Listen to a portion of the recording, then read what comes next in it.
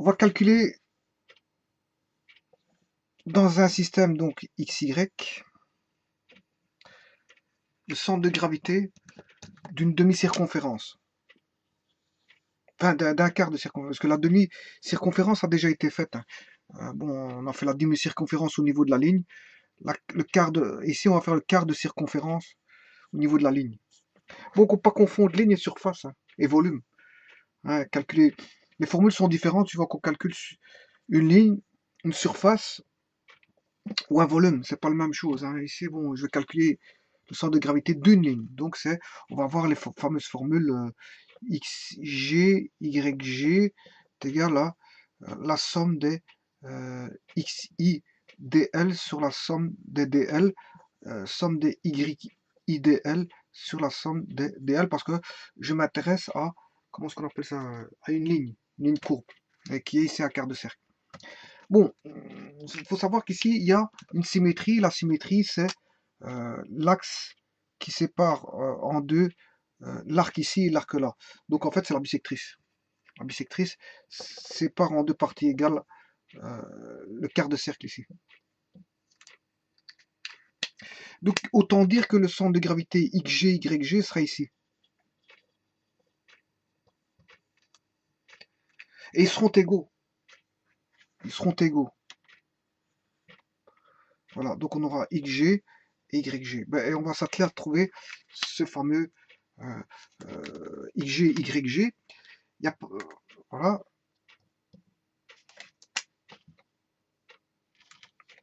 De ce fameux quart de cercle que je vais appeler C. C pour cercle. Donc je vais le faire par deux méthodes différentes. Une par la méthode classique avec les formules ici, et une deuxième méthode par la méthode de Guldin.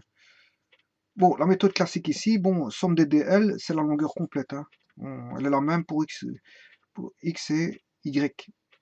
Et somme des x idl, en fait, ouais, je vais le faire en coordonnées polaires, hein. Donc ici, un élément dl, ce sera, s'il a un rayon R, dl, c'est un élément dl, c'est R fois dθ, un élément θ. Pas confondre dl et dθ. dl, c'est différent de dθ. dl, θ, c'est un arc, hein, en radian, par exemple. Et dl, c'est un élément de longueur en unité de mesure, mètres, centimètres, millimètres, voilà. Alors que θ, c'est un arc. Et la relation qui existe, ben, c'est R fois dl, c'est égal à R fois dθ. Voilà comment on fait pour avoir la relation de passer d'un élément d'arc à un élément de longueur dl. Voilà. Donc θ, c'est un arc et dθ, c'est un élément d'arc. Et dl est un élément de longueur, un élément de circonférence. Voilà, donc en fait, j'ai bien ceci. Alors, et le y, que vaut le y? Enfin, le x et y. X et y sont les mêmes. Et en fait, il vaut R cosinus θ. Ou R sinus θ. Hein. R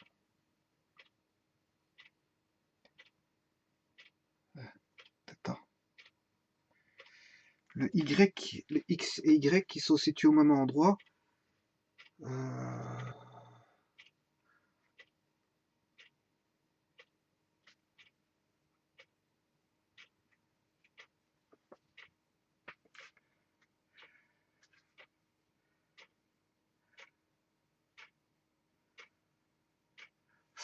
Donc je vais faire le. De toute façon, ils sont les mêmes. Hein. Ils sont les mêmes, ça c'est pas un problème.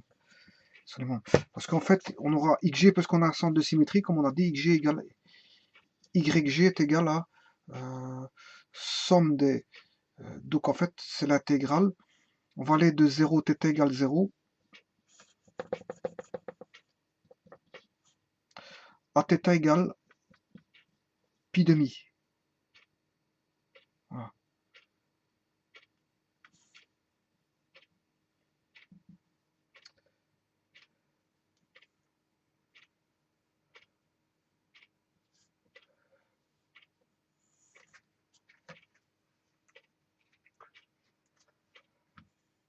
Le θ, en fait, c'est un θ qui va de là à là. Voilà. Gθ. Et là, dl va se transformer, bien sûr, en rdl. Et rdl, c'est dθ. Voilà. Ici, on a... Voilà. Donc, le fameux dl, c'est r dθ. Bien sûr, divisé par, on l'a vu, la longueur totale. La longueur totale, c'est un quart de circonférence, ce qui veut dire un quart de 2 pi r. Voilà. Que vaut le y? Je suis juste en train d'appliquer somme des yi dl sur somme de dl. Hein. C'est juste ça. Somme de dl, c'est la longueur totale. Le dl, je viens de le mettre, c'est r dθ. Et somme de y, ben, y, c'est la coordonnée y qui vaut r sinus θ, en fait.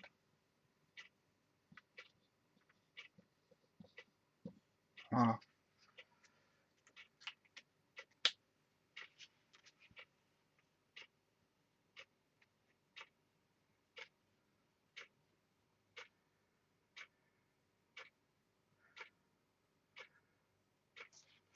Le y étant ici, hein.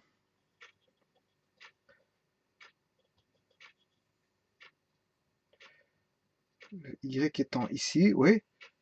Donc c'est côté, le θ étant ici, côté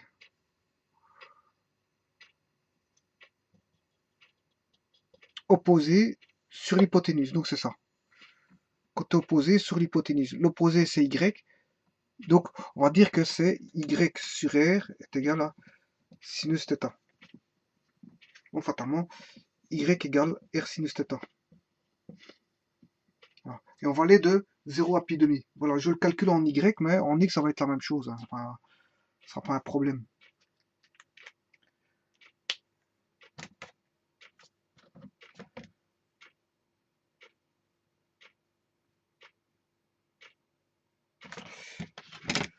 Bon, on va calculer ça, donc ça fait r fois r, ça fait r carré, qui va sortir du somme s'il est intégral.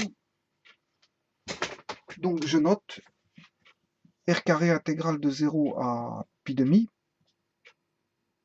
Oui, 0 à pi demi, j'espère que je ne me suis pas trompé. Oui, c'est de 0, θ égale 0 à θ égale pi demi, c'est juste. R fois r, c'est r carré, sinus θ dθ.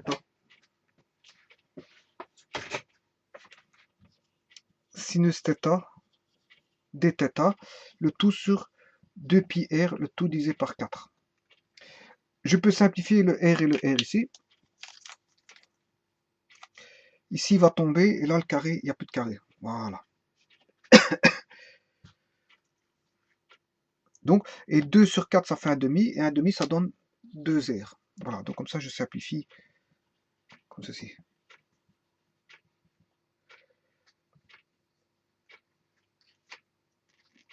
Bon, l'intégrale, la dérivée de sinus, c'est cosinus. La dérivée de cos, c'est moins sin. Donc la primitive de sin, c'est moins cos. Donc ici, on va trouver moins cos θ, moins 2r cosinus θ entre les bornes 0 pi demi, pi.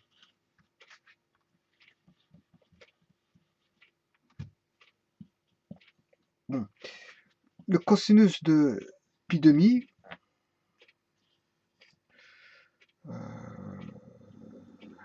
si je prends le cercle trigonométrique, cosinus de 0, sinus de 0 ça fait 0, mais le cosinus de 0 ça fait 1.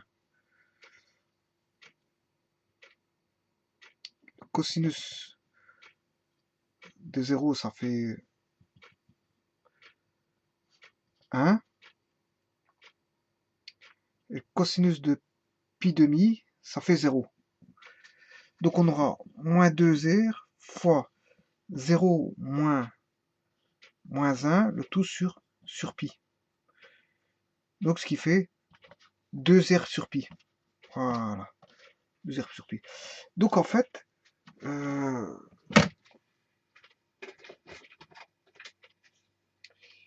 xg, yg vaudront tous les deux xg égale yg est égal à 2r sur pi.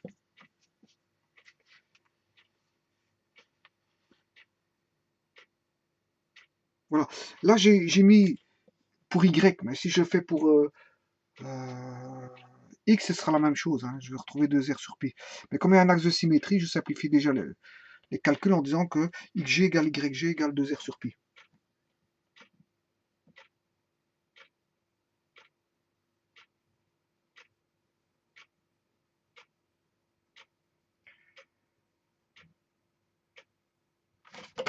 Je vais bien le faire, hein, pour le X, pas un problème. Donc on aura l'intégrale de 0 à pi demi de R, non plus sinus, mais cosinus cette fois-ci, θ pour trouver le X, dθ, le tout sur un quart de pi. Donc on aura R fois R carré, cosinus θ dθ. Donc on aura R carré sur un quart de pi R. Bon, là encore une fois, le R ici se simplifie. Là c'est pour trouver XG, hein. De toute façon, on va trouver 2 R sur pi. Alors, ce qui fait ceci, la primitive du cos, donc la primitive dérivée de sin, c'est cos, donc la primitive de cos, c'est sin. On a sinus θ entre les bornes 0, pi demi, un quart de pi, ce qui fait, on va retrouver notre fameux 2R ici, sur pi. Voilà. Alors, ce qui fait 2R sur pi, le sinus de pi demi,